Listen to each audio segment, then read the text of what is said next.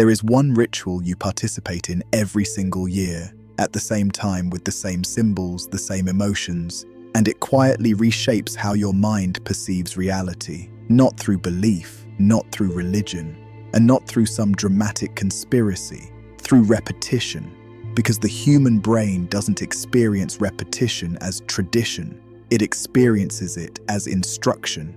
Every year, before anything even happens, something in you begins preparing. Your mood subtly shifts, your attention softens or narrows, memories from childhood surface without being invited. Time itself starts to feel different, slower, heavier, more reflective.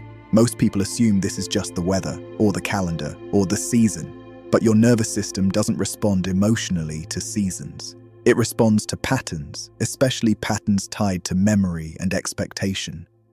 This ritual is always surrounded by the same cues: lights, music, familiar symbols, a sense of giving, reunion, and nostalgia, repeated year after year at the exact same moment on the calendar. And here's what makes it powerful. The brain doesn't wait for the ritual to arrive. It begins responding in advance. Anticipation activates emotion, emotion primes memory, and memory reshapes perception. After enough repetition, the ritual stops feeling like an event.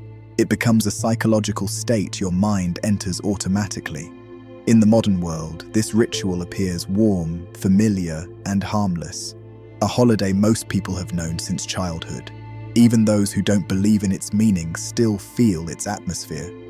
Today, we call it Christmas, but the mechanism behind it is far older than Christmas itself.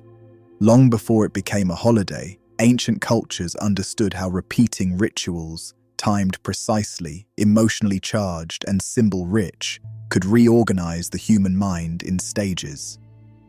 In this video, you're going to see how this annual ritual moves through 3 psychological stages, how it reshapes memory, emotion, and perception, and how awareness changes your relationship to it entirely.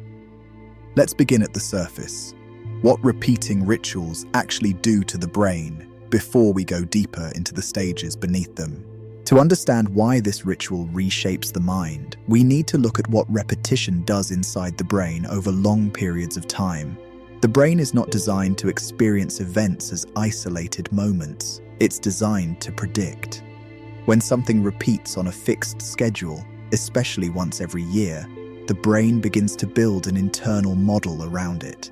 This model links time, emotion, and expectation into a single pattern. Weeks before the ritual arrives, your nervous system already knows what's coming. Emotion activates early. Attention subtly shifts. Memory networks begin to warm up. Neuroscience calls this process anticipatory conditioning. The brain prepares itself for an experience before it happens, because preparation is more efficient than surprise. But anticipation alone isn't enough to reshape perception. The second component is emotional synchronization. When millions of people experience similar emotions at the same time, nostalgia, generosity, reflection, the brain treats those emotions as meaningful. Not because they're true or false, but because they're shared and repeated. Emotion tells the brain, this matters. And when emotion repeats year after year, it becomes embedded into memory, not as a thought, but as a felt state. The third component is memory reinforcement. Each time the ritual returns, old memories are recalled, updated, and restored. Childhood experiences merge with adult ones. Past emotions blend with present expectations. Over time, the ritual stops belonging to a single year. It becomes layered. This is why the ritual feels timeless, why it collapses past and present into a single emotional space, and why people often say, "I don't know why I feel this way. I just do." The mind isn't confused. It's following a pattern it has learned very well. But this mechanism wasn't discovered by modern science. It was used intentionally by ancient cultures long before we had words like neuroscience or psychology. And that's where we need to go next. Long before neuroscience, ancient cultures understood something modern societies rarely consider. The human mind does not exist outside of time. It moves with rhythms. Ancient civilizations organized their lives around repeating cycles, solar movements, seasonal transitions, and collective rituals, not out of superstition, but observation. They noticed that when certain moments in the year returned, human behavior changed. People became more reflective, more emotionally open, more receptive to meaning, symbols, and stories. Rather than resisting this, they worked with it. This is why ancient calendars weren't simply tools for tracking time. They were psychological maps. Rituals were placed deliberately at moments when the human nervous system was already sensitive, when light decreased, when days shortened, when communities gathered inward. These cultures understood that timing amplifies meaning. A symbol introduced at the wrong moment is forgotten. The same symbol introduced at the right moment becomes unforgettable. This is why ancient festivals weren't random. They aligned sound, light, story, and collective emotion into a single experience, repeated every year, at the same point in the cycle. Over time, the ritual became more than an event. It became a reference point in the mind. People didn't just remember the ritual, they remembered who they were during the ritual. Modern neuroscience now confirms what ancient observers sensed intuitively. When memory, emotion, and timing synchronize, perception becomes malleable. The mind opens, not because it's weak, but because it's attuned. And this attunement wasn't accidental. Ancient cultures understood that the most powerful changes in perception happen not through force, but through rhythm, which brings us to an uncomfortable question. If this mechanism was once used consciously and respectfully, how is it experienced today? There is a critical difference between how ancient cultures experienced ritual and how modern society experiences it today. Ancient rituals were conscious. People knew they were stepping into a symbolic space. They understood that emotion, memory, and meaning were being activated intentionally. Modern rituals, by contrast, are mostly unconscious. We still participate. We still repeat the same behaviors. We still feel the emotional shift. But we no longer recognize it as a ritual. When a ritual becomes unconscious, it doesn't lose its power. It loses its context. And without context, the mind doesn't integrate the experience. It simply absorbs it. This is why many people feel strangely disoriented after repeating annual rituals. The emotions arrive, the memories surface. But there's no framework to understand what's happening internally. The nervous system enters a heightened state, but the conscious mind remains passive. Ancient cultures warned about this exact imbalance. They understood that rituals without awareness don't elevate perception, they scatter it. Modern psychology describes this as automatic processing. The brain shifts into a familiar state without reflection or choice. This doesn't mean modern rituals are harmful. It means they are unfinished. A ritual without awareness is like opening a door and never stepping through it. And this is where the modern experience diverges sharply from the ancient one. Because once awareness enters the ritual, something changes. The repetition no longer programs you, it reveals you. And that brings us to the 3 stages, the internal process that unfolds every year, whether we notice it or not. Every year, this ritual moves the human mind through the same 3 psychological stages, not randomly, but in a precise sequence. The first stage is anticipation. Long before the ritual arrives, your brain begins preparing. Expectation forms quietly. You imagine what's coming. Emotion activates in advance. Neuroscience shows that anticipation alone can alter perception. The brain releases dopamine not when something happens, but when it expects it to happen. This is why the season begins affecting you before the day itself. The second stage is emotional synchronization. During the ritual, millions of people enter similar emotional states at the same time. Warmth, nostalgia, reflection, generosity. When emotion is shared, the brain treats it as significant. Shared emotion strengthens memory far more than isolated experience. This is why the ritual feels bigger than you. Your nervous system is syncing with a collective rhythm. The third stage is memory reinforcement. After the ritual passes, the brain stores the experience not as a single event, but as part of a repeating pattern. Each year, Memories from previous years resurface, blend, and update. Childhood merges with adulthood. Past emotions fuse with present identity. Over time, the ritual becomes layered. It no longer belongs to one moment in time. This is why people often say, "It doesn't feel like this year, it feels like every year at once." The ritual has stopped being something you remember. It has become something your mind returns to automatically. These three stages, anticipation, synchronization, and reinforcement, are not mystical.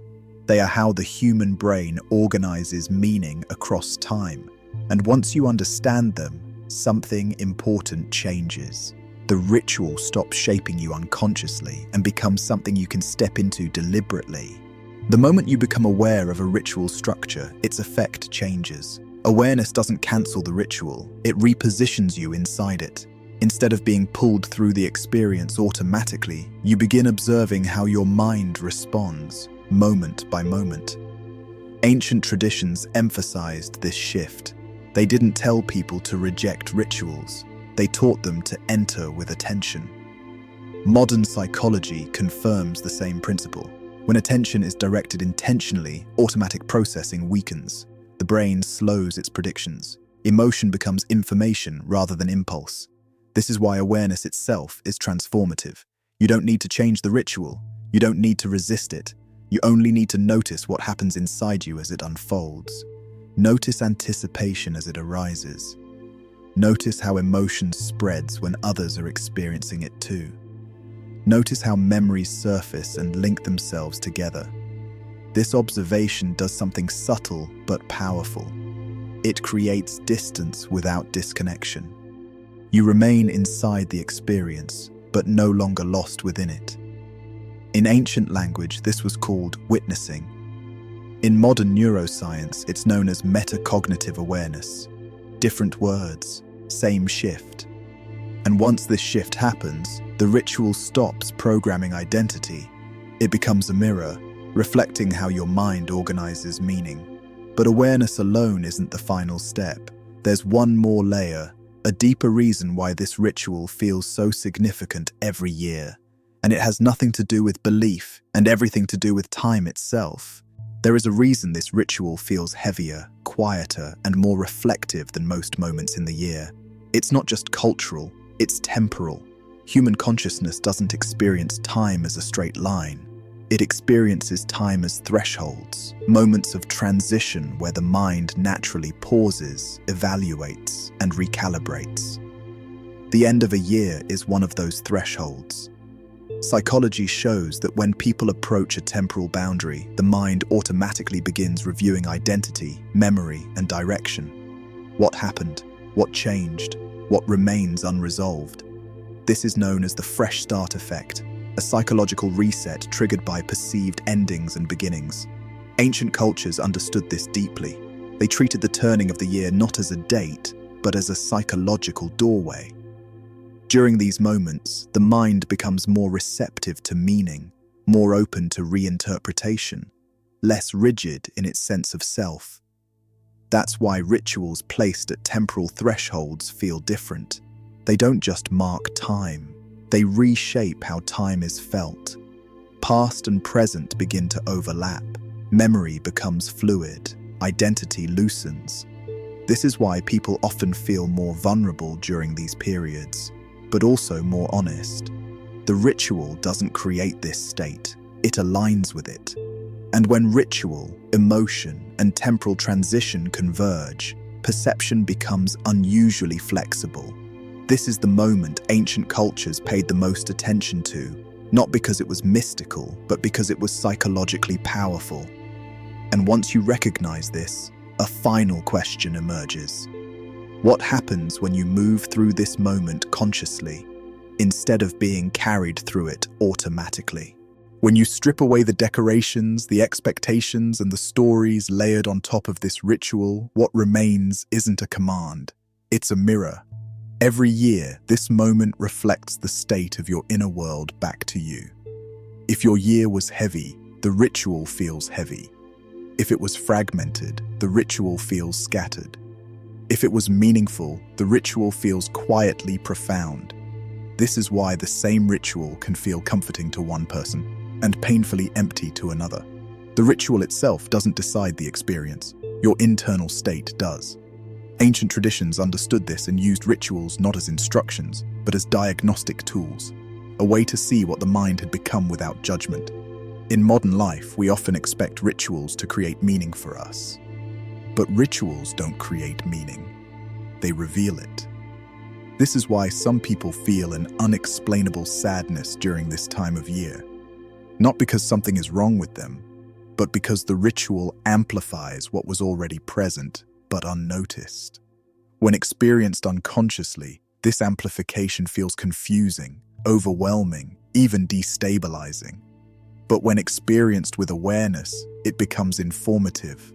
The ritual shows you how you relate to time, to memory, to connection, to loss, to continuity.